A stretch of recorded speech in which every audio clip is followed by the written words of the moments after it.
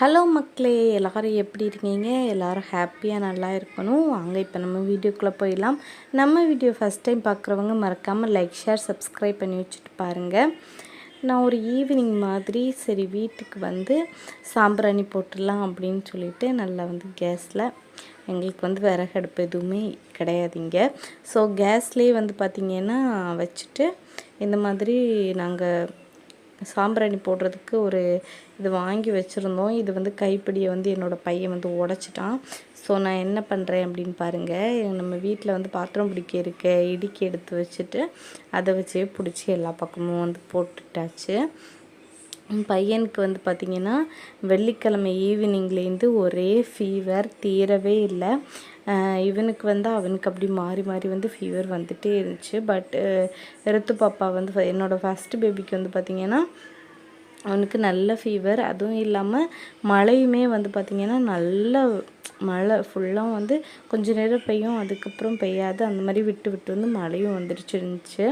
Climate கொஞ்சம் மோசமாக இருந்தனால பையனுக்கு வந்து பார்த்திங்கன்னா வெள்ளிக்கிழமை ஈவினிங் வந்து நல்லா ஃபீவர், நல்லா அவ்வளோ ஹீட்டு.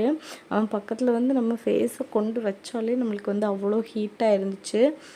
அதுக்கப்புறம் சரி வந்து ரொம்ப டயர்டாக இருந்தால் நானுமே வந்து பார்த்திங்கன்னா வீட்டில் இருக்கிற மெடிசன் எல்லாமே வந்து கொடுத்தாச்சு. இருந்தாலுமே பாப்பாவுக்கு வந்து டயர்ட்னஸே தீரலை, நல்லா வந்து தூக்கம்.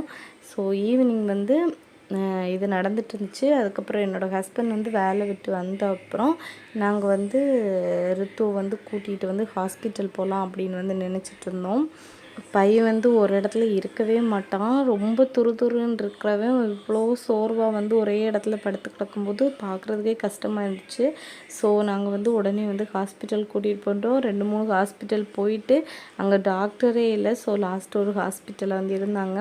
அங்கே போயிட்டு இன்ஜெக்ஷன் எதுவுமே போடலை. அவங்க வந்து மெடிசன் வந்து தந்துட்டாங்க. பட் அதுலேயுமே வந்து பாப்பாவுக்கு குறையவே இல்லை.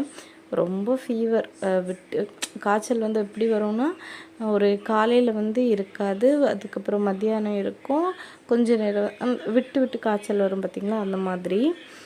பாவம் அதுக்கப்புறம் வீட்டுக்கு வந்த அப்புறம் நல்லா வந்து கொஞ்சம் நேரம் ஆக்டிவாக மாத்திரை வந்து சாப்பிட்டுட்டு பையன் வந்து நல்லா வந்து ஃபோனில் என் கூட வந்து பேசிகிட்டு இருந்தான். நான் வந்து வீடியோ எடுத்துகிட்டு இருந்தேன்.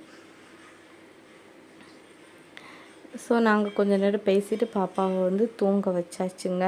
தூங்க வச்சுட்டு அதுக்கப்புறம் நெக்ஸ்ட் நாள் தான் விலாக் எடுத்திருக்கேன்.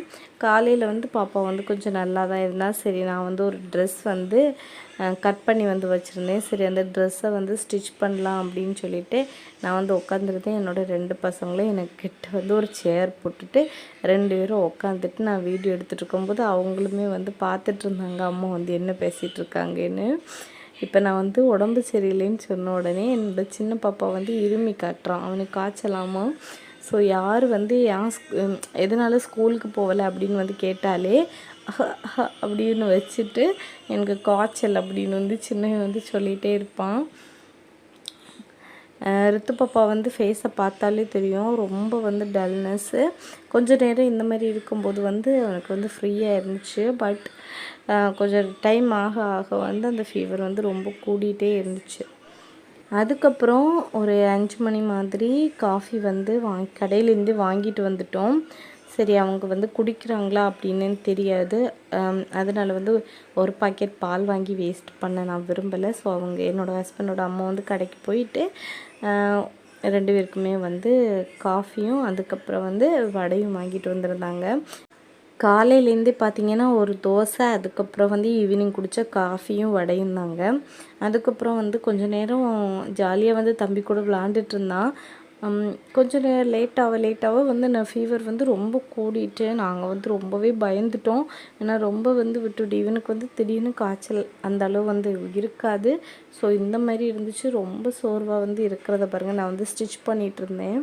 அம்மா நானும் வந்து இருக்கேன் அப்படின்னு சொல்லிட்டு என்னை தூக்குங்கன்னு சொல்லிட்டு வந்திருந்தான். சரி அவனையும் வச்சுட்டு ஸ்டிச் பண்ணி முடிச்சு கொஞ்சம் தான் ஸ்டிச் பண்ணணும், ஓரம் மட்டும்தான் அடிக்கணும்.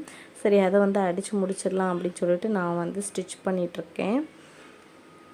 ரித்து பாப்பா வந்து பார்த்திங்கன்னா எப்போவுமே இந்த மாதிரி சோர்வாக இருக்கவே மாட்டான். அவன் அந்த மாதிரி வந்து நம்ம ஒரு ஆக்டிவாக இருக்கிற பையன் கொஞ்சம் சோர்வாக இருக்கிறான் அப்படின்னாலே வந்து நமக்கு பார்க்கும்போதே ரொம்ப கஷ்டமாக இருக்கும்.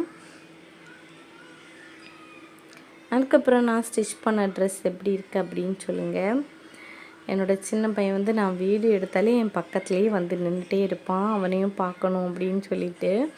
ஸோ எனக்கு வந்து ரொம்ப பிடிச்சிருந்துச்சி. அதுக்கப்புறம் வாயிலெல்லாம் பார்த்திங்கன்னா பாப்பாவுக்கு லைட்டாக வந்து நாக்கில் எரிப்பே வைக்க முடியலை, அந்தளவு வந்து கத்திகிட்டே இருந்தான் எரிப்பு வச்சாலுமே. ஸோ அவனுக்கு வந்து இந்த மாதிரி இருக்கும்போது வைத்தியர்கிட்ட போய் ஒரு குளுசை வாங்கி அதுக்கப்புறம் அவர் வந்து ஒரு எண்ணெய் தருவாங்க, அந்த எண்ணெயை வந்து மிக்ஸ் பண்ணி கொடுக்கும்போதே அவனுக்கு வந்து அந்த நாக்கில் இருக்க புண் வந்து அப்படியே போயிடும். ஸோ அதையும் போய் வாங்கிட்டு வந்துட்டோம் ஈவினிங்கே போயிட்டு. இந்த விலாக் இவ்வளோ தாங்க. இந்த சேனல் பிடிச்சினா மறக்காமல் லைக், ஷேர், சப்ஸ்கிரைப் பண்ணுங்கள். நெக்ஸ்ட்டு வீடியோ பார்க்க பெல் ஐக்கனை கிளிக் பண்ணி வச்சுக்கோங்க. அப்போ தான் நான் போடுற வீடியோஸ் உங்களுக்கு உடனுக்குடன் நோட்டிஃபிகேஷனில் வரும். Bye bye. நெக்ஸ்ட் வீடியோவில் பார்க்கலாம்.